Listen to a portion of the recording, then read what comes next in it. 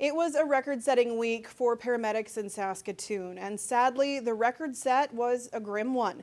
From Monday, July 6th to yesterday, Medavie Health Services West responded to the highest number of overdose calls ever. For a look at what's going on, we're joined by Troy Davies from Medavie Health Services West. Troy, thanks for being here. Thanks for having us today. So, what's going on? Take me through the numbers and what's involved. Yeah, Thursday, I'd say maybe it was Thursday last week that our paramedics notified me personally and just said, something's going on the street here. We have seen our numbers slowly and move since March. I'd say the curve has definitely gone up, but last week was one of those weeks where it was something was happening. So, we pulled the numbers on Monday and released it on our Tuesday ticker tape this morning, which we do weekly.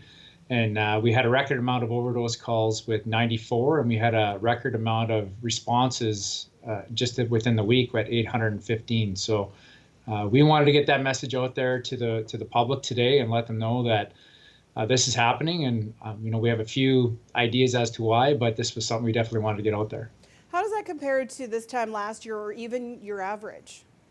Yeah, we did pull the numbers just so we kind of had an idea with what we were dealing with. And we knew in March when the shutdown was going to happen with COVID-19 pandemic for the province that some mental health issues would definitely come into play, along with some depression and other things. But in pulling our numbers from 2019 and in May and June respectively in 2019, we administered naloxone, but we typically call it Narcan, 11 and 13 times. And for this year in 2020 for May and June, we were at 41 and 49 administrations for those months. So almost triple of what we've done in the past is definitely concerning to us. We didn't expect those numbers by any means.